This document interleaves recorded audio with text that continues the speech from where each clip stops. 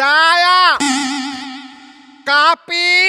ഇത് കേട്ടാ നിങ്ങൾ വിചാരിക്കും എന്റെ വീട് വല്ല റെയിൽവേ സ്റ്റേഷന്റെ അടുത്തായിരിക്കുമെന്ന്. അല്ല, എന്റെ കെട്ടിയോനുണ്ട്, അങ്ങേരുടെ അപ്പൂപ്പൻ കിടന്ന് വിളിക്കുന്നതാണ് ചായ ചായ ചായ. 2 ദിവസം മുമ്പ് ഇവിടെ വലിഞ്ഞു കയറി വന്ന എന്റെ ചേച്ചി വന്ന അന്ന് മുതല് 1 അല്ല 2 അല്ല 101 ചായയാണ് എണ്ണിക്കൊണ്ട് ഞാൻ അങ്ങേർക്ക് ഇട്ട് കൊടുത്ത. 101 ചായ. ഞാൻ ഈ ചായ വല്ല ഗിന്നസ് റെക്കോർഡിന് ഇട്ട് കൊടുത്തിരുന്നെങ്കിൽ എന്റെ പേരെങ്കിലും ഗിന്നസ് ബുക്കിൽ വന്നേനെ. ചായ, കായ, കാപ്പി. തിരിച്ചും മറിച്ചും കിടന്ന് വിളിച്ചിട്ട് ഒരു കാര്യമില്ല, ഞാൻ ഇട്ട് തരൂല. രോഹിണി, അതാ പറഞ്ഞു. രോഹിണി.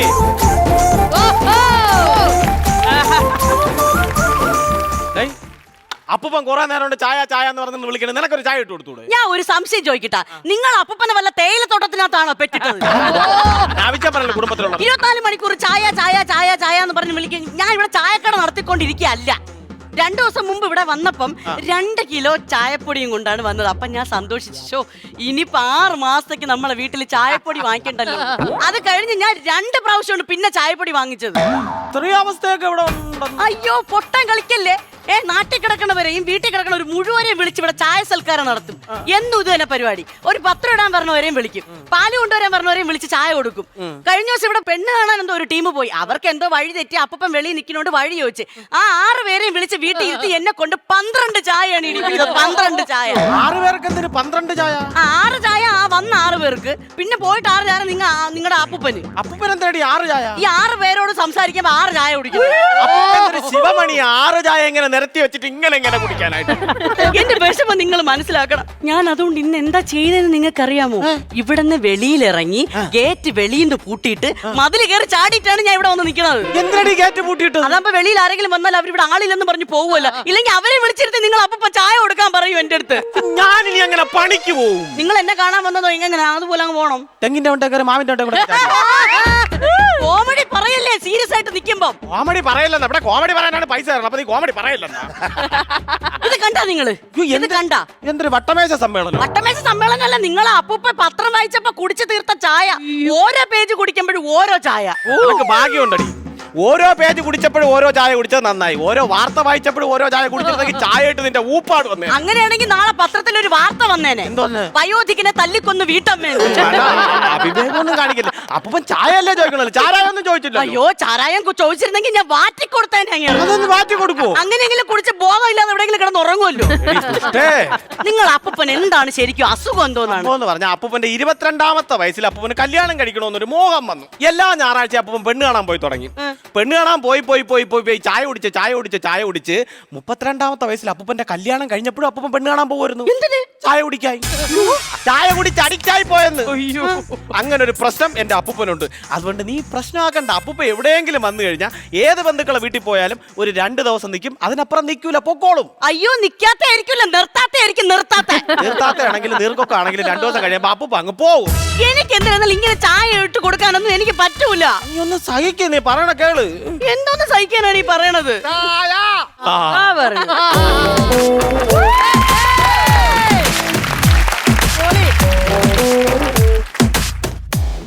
മക്കളെ, എത്ര നേരം കൊണ്ട് ചായ കുടിച്ചെന്നറിയാം? ഒരു ചായ ഇവിടെ തന്നില്ല, ഒരു ചായ. അപ്പൊ അങ്ങനെ പറയരുത്. ഞാൻ രാവിലെ എഴുന്നേറ്റ് ഉടനെ ചായ തന്നില്ലേ? അത് ഉണർത്ത ചായയല്ലേ? അത് കഴിഞ്ഞ ചായ തന്നില്ലേ? ഉന്മേഷ ചായയല്ലേ? അത് കഴിഞ്ഞ ചായ തന്നില്ലേ? അത് പ്രതാപകർമ്മ ചായയല്ലേ? അല്ല, പ്രതാപകർമ്മ ചായയല്ലേ? അത് കഴിഞ്ഞ ചായ തന്നില്ലേ? അത് പത്ര ചായയല്ലേ? അത് കഴിഞ്ഞ് തന്നില്ലേ? അത് പത്രം വായിച്ച ക്ഷീണ ചായയല്ലേ? അത് കഴിഞ്ഞ് തന്നതോ? ഇപ്പൊ എനിക്കൊരു ചായ വേണം. അത് ഏത് ചായ എന്നറിയാമോ? അതാണ് ഉന്മാദ ചായ. എനിക്ക് ഉന്മാദ ചായ കിട്ടിയേ പറ്റൂ. നിന്റെ ഭാര്യയ്ക്ക് ഇടാൻ പറ്റൂ, ഇടാൻ പറ. ചോദിച്ചോക്ക്. അപ്പൂപ്പ ഒരു കാര്യം ചെയ്യാം. ഇടാൻ പറ്റോ ഇല്ല ചോദിച്ചോക്ക്. രോഹിൺ ഇല്ലെങ്കിൽ ഇപ്പൊ ഡിവേഴ്സ്, വേറെ പെണ്ണ് കാണാൻ പോകുന്നു, അവിടെ ചായ കുടിക്കാന്ന് പറഞ്ഞ എനിക്ക് അവളെ ഡിവോഴ്സ് ചെയ്യാനൊന്നും പറ്റില്ല. അപ്പൂപ്പ ഒന്നും സമാധാനിക്കാം. കുടുംബ പ്രശ്നങ്ങൾ ഡിവോഴ്സ് ചെയ്യാൻ വേണ്ടി ഒരു ചായ കുടിപ്പിക്കല്ല അപ്പൂപ്പ. എന്തോന്ന് ഞാൻ പറഞ്ഞു? കുറ്റം പറയണ. എനിക്ക് അസുഖങ്ങളുണ്ടല്ലോ ഇതൊക്കെ സംഭവിച്ചത്. ഈ ചായ കുടിക്ക് അഡിക്റ്റ് ആയോണ്ട് ഞാൻ ഡോക്ടറിനെ കൊണ്ട് കാണിച്ചു. അപ്പൊ ഡോക്ടർ പറഞ്ഞു എനിക്കൊരു അസുഖമാണെന്ന്. എന്തൊരസുഖം? ചായ കുടിയാ മാനിയാന്ന്. ഒരു ഗ്ലാസ് ചായക്ക് വേണ്ടി ഒരു അസുഖം തള്ളിപ്പിടിച്ചോണ്ട് വന്നോണ്ട് ചായ കുടിയോ മാനിയാന്ന്? എടാ, എനിക്ക് ചായ കിട്ടാ, ഉന്മാദ ചായ വേണം എനിക്ക്. രോഹിണി ഒരു ചായ ഇട്ട് കൊടു.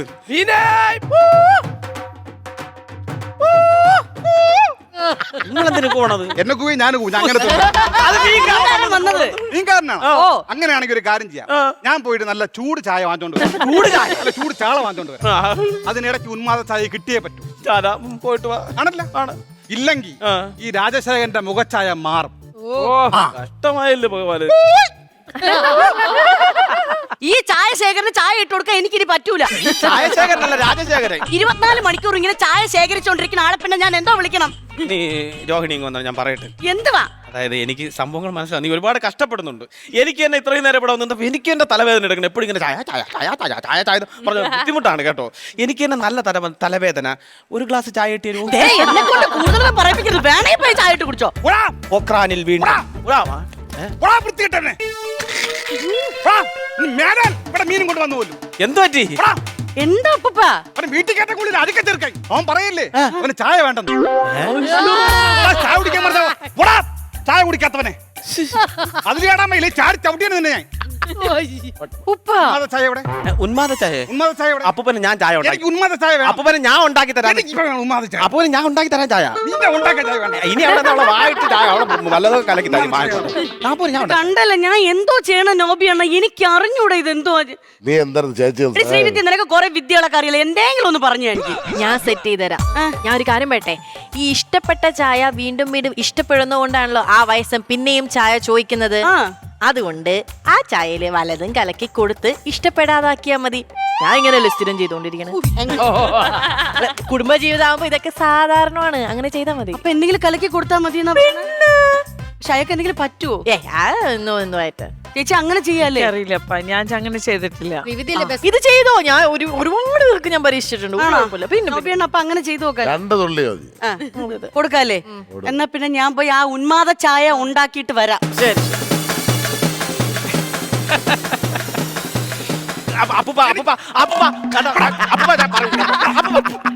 അവളം തൊട്ട് ആ ഒരു കാര്യം പറയാം.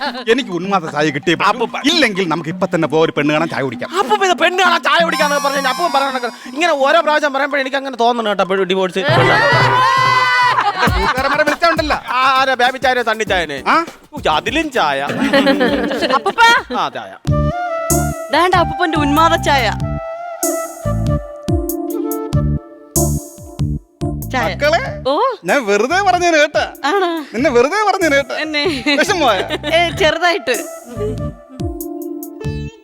നല്ല ചായടാ. അയ്യോ എന്തെങ്കിലും സ്പെഷ്യൽ ആയിട്ട് കലക്കിട്ടുണ്ടോ മക്കളെ? അത് ഞാൻ 2 ഏലക്ക ഇങ്ങനെ ചതച്ചിട്ടായിരുന്നു. ആണല്ലേ? ഓ നല്ല മണം. അതാണ് ഏലക്കയുടെ മണമില്ലേ. അങ്ങനെ ഊതി കളയല്ലേ കുടി. അപ്പൊ കഷ്ടപ്പെട്ടിട്ടോണ്ട് വന്നല്ലേ. ആണല്ലേ? ഓ